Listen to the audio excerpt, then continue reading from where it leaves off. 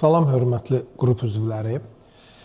Bugün biz sizə əslində deməli hormonlardan danışmaq istəyirik, amma biologiya dərsi keçməyi fikrimiz yoxdur da. Yəni ki, bu hormonları əlaqələndirmək istəyirik məhz gilasçılıqla, gilasın yetişdirilməsinə, araya gətirilməsinə hormonları əlaqələndirmək istəyirik və ona görə də əvvəlcə bu hormonlar haqqında məlumat vermək istəyirəm ki, bitkidə bax bu hormonlar, auksinlər, sitokininlər, giberilinlər, absisiz turşuları, etilen, brasinosteroidlər var. Bunlar bitkidə olan təbii hormonlardır. Yəni bitkidə mövcud olan, bitkidə fəaliyyət göstərən, gah çoxalan, gah azalan hormonlardır bunlar. Auksinlər ən çox bitkinin yan köklərdə, baxın, kökünün yan köklərində, ən çox buralarda sintez olunur və bitkinin uc tumurcuqlarında. Və auksinlər ksilema vasitəsilə yuxarıya doğru hərəkət edə bilirlər auksinlər. Sitokininlər isə əksinə, sitokininlər uc tumurcuqlarda sintez olunmur. Baxın, burada, yan tumurcuqlarda. Fikir verirsinizmi? Buralarda. Və auksinlərin əksinə olaraq bitkinin kökünün ucunda, belə deyək, buralarda sintez olunur. Giberilinlər isə, bu giberilin hormonları ən çox buğumlar arası məsafənin, məsəl üçün, baxın, iki yarpağın arasındakı məsafənin böyüməsinə cavabdehlik daşıyır. Yəni, hüceyrənin ölçüsünün böyüməsinə cavabdehlik daşıyır. Absisiz turşuları isə stres hormonlarıdır. Bitki stresə düşəndə işə düşürlər. Etilen hormonları isə qocalıq hormonlarıdır, belə deyək. Ən çox yarpaqların tökülməsinə cavabdeh olan hormonlardır. Meyvənin yetişməsinə, meyvənin daha çox tez rəng alıb yetişməsinə cavabdeh olan hormonlardır, etilen hormonları. Brasinosteroidlər də auksinlər kimi demək olar ki, fəaliyyət göstərir. İndi keçək görək ki, biz bu hormonlardan necə faydalana bilərik bizim gilas istehsalında.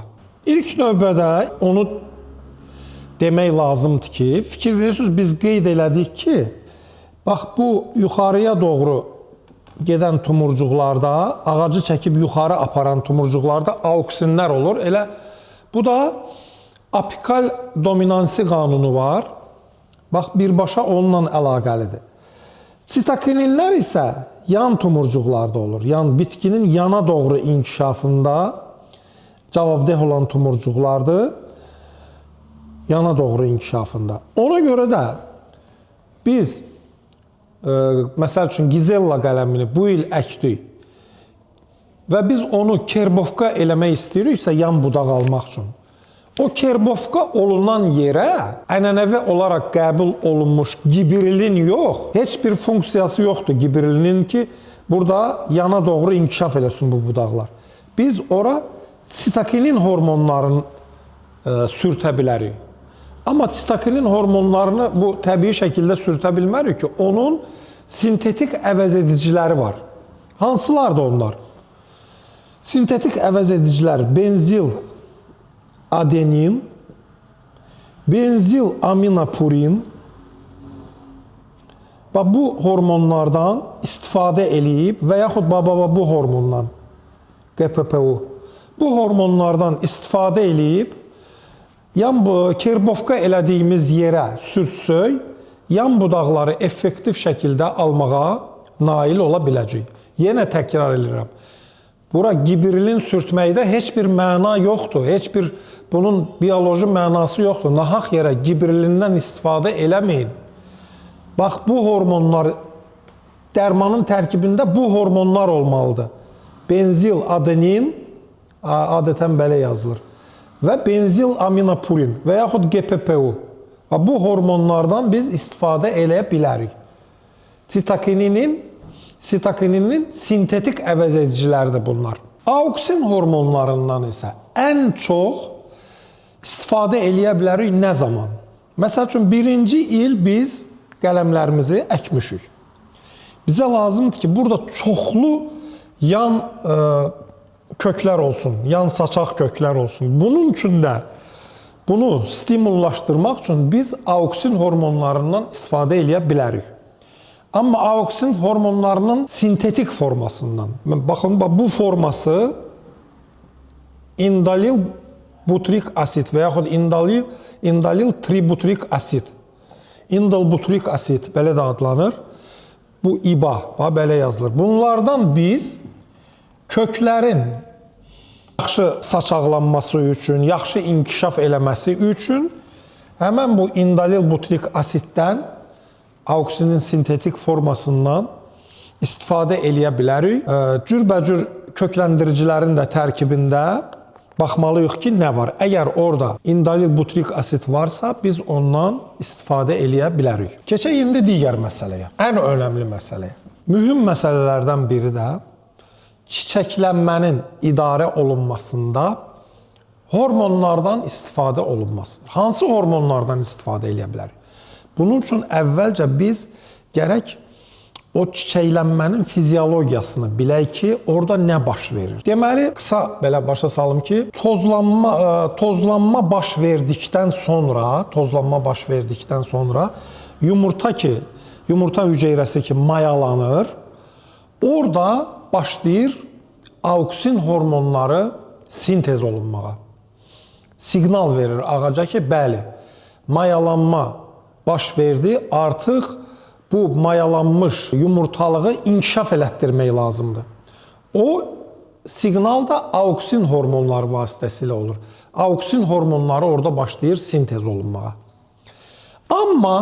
Amma bəzi hallarda soyuq, çox isti, yağışlı hallarda bu siqnal zəif gedə bilər. Hava soyuduqda xüsusən zəif gedə bilər.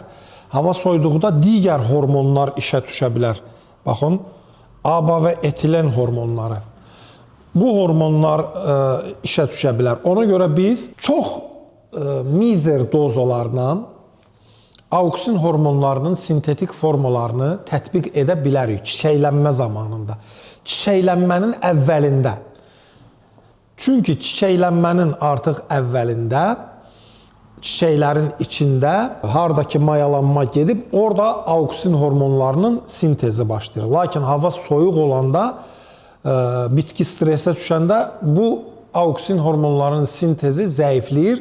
Digər hormonlar, çiçəyi məhv eləyən hormonlar, bax bu iki hormon başlayır işə düşür. Ona görə biz auksinin sintetik formaları olan naftilasetik asid tətbiq eləyə bilərik çiçəklənmə zamanında. Bəzi yoldaşlar bunu çiçəkdən əvvəl ağ buton dövründə də tətbiq eləyirlər. Amma bir çox elmi deməli işlər var ki, bir çox elmi tədqiqat institutlarının işləri var ki, orada çiçəklənmənin əvvəlində tətbiq olunur. Deməli, bunun mən indi yüksək dozalarını heç kəsə məsləhət görməzdim. Çünki yüksək dozada tətbiq olunan auksin hormonları, bax bu hormonları aktivləşdirir. Bunları aktivləşdirir. Ona görə də bunun çox mizer dozasını, məsəl üçün, belə deyək, 2-3 ppm aralığında gülməli bir dozanı ora tətbiq etməyi məsləhət görərdim. Amma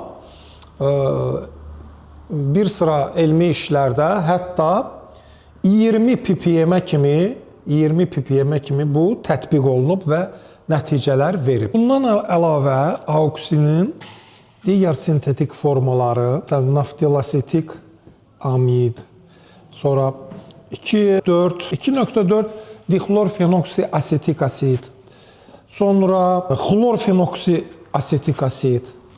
Bunlar tətbiq olunur. 2.4D, 4-GPU, NAD. Bunlar hamısı auksinin sintetik formalarıdır. Və burada yenə də təkrar edirəm ki, dozalar çox önəmlidir. Dozalara çox diqqət verilməlidir. Çünki əks təsir ola bilər. Digər bir tərəfdən artıq bitkidə mayalanma getdi. Auksin hormonları sintez olunmağa başladı.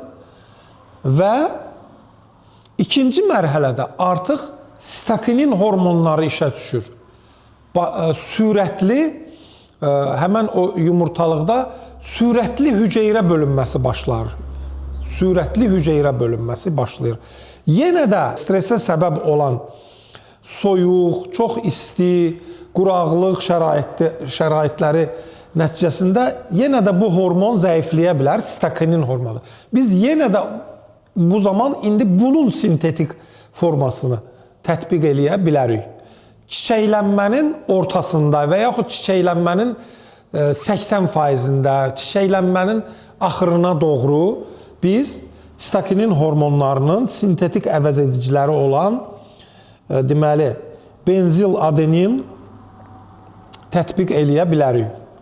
18,5%-li benzil adenin tətbiq eləyə bilərik və geniş də tətbiq olunur bütün dünyada və demək olar ki, bütün dərman firmalarının da bu tərkibdə preparatları var. İndi baxaq görək, sonra nə baş verir bu mayalanma dövründə. Deməli, mayalanma getdi. Auksin hormonları orada sintez olunmağa başladı.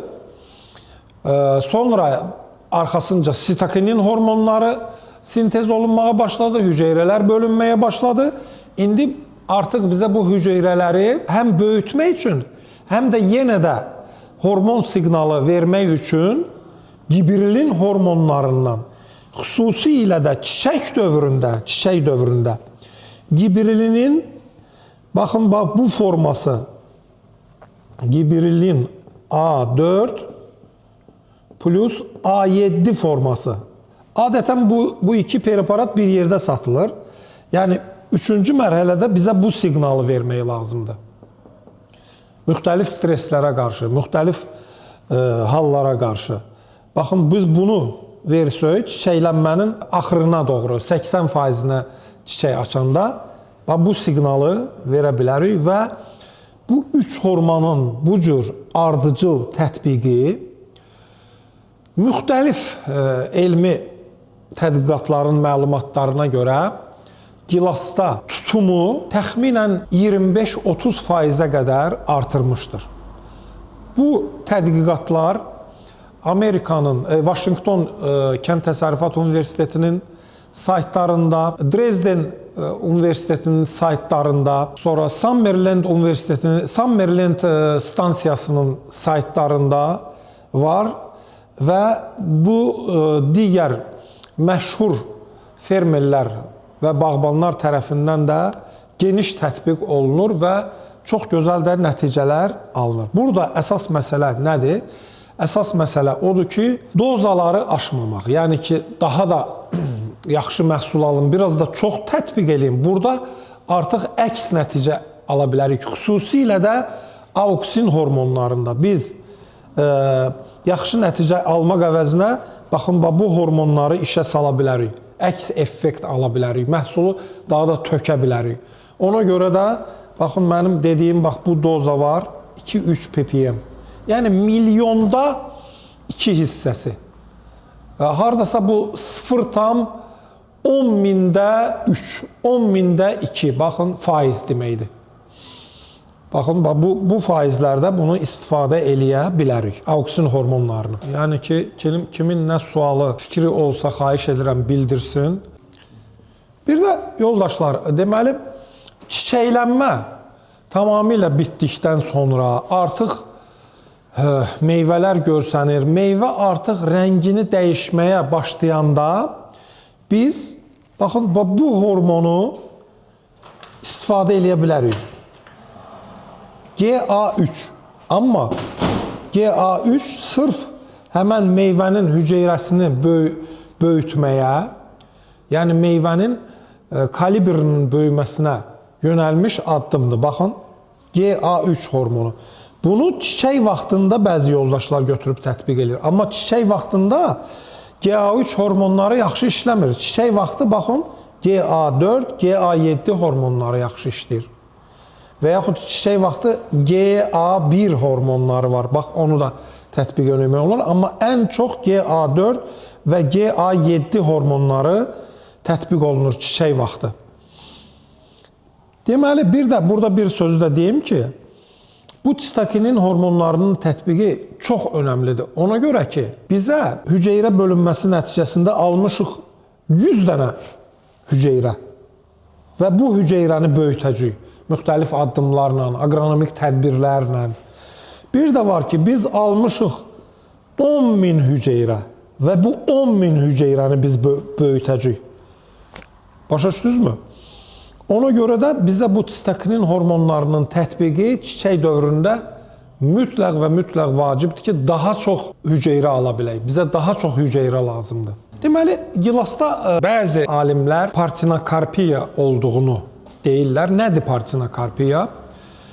Həmin bu auksin hormonları ki, sintez olunmur mayalanmış yumurtada. Orada auksin hormonları başlayır sintez olunmağa. Bəzi alimlər isə deyirlər ki, süni olaraq auksin hormonları tətbiq etdikdə, hətta mayalanma getməsə belə məhsul almaq olur. Yəni, o məhsul adi məhsuldan heç nə ilə fərqlənmir görünüşcə. Sadəcə onun tumunda fərqlilik olur, tumu boş olur. Amma ki, mən buna çox da inana bilmirəm, yəni real bir nəticələr görməmişəm, ona görə inana bilmirəm. Partenokarpiya hadisəsinin məhz gilasda olmağına inana bilmirəm. Üzümdə olur, digər meyvələrdə olur, amma ki, məhz gilasda olduğunu inana bilmirəm. Amma kimlərsə bunu edirsə, xahiş edirəm ki, bölüşsünlər, göstərsinlər. Daha da maraqlı olar, mövzu daha da inkişaf etmiş bir mövzu olar. Yəni, nədir bu partenokarpiyanın mənası? Deməli, orada auksin hormonları sintez olunur təzə mayalanmış yumurtada və fərz eləyək ki, yumurta mayalanmayıb. Amma biz elə bir ki, xaricdən bu auksin hormonlarını verməklə, bunların sintetik formasını verməklə sanki orada ağacı aldadırıq və ona məlumat veririk ki, bəli, mayalanma gedib. Amma halbuki mayalanma getməyib, mayalanma hadisəsi baş verməyib. Və bu mayalanma getməmiş ekzogen auksin hormonlarının tətbiq etməklə güya biz meyvə ala bilirik. Belə bir hadisədir, partenokarpiya hadisəsi. Amma mən doğrudan da bu hadisəyə çox da inanmıram, məhz gilasda. Yenə də deyirəm, kimdəsə belə praktika varsa onu bölüşməyinizi, çəkib göstərməyinizi xahiş edirəm.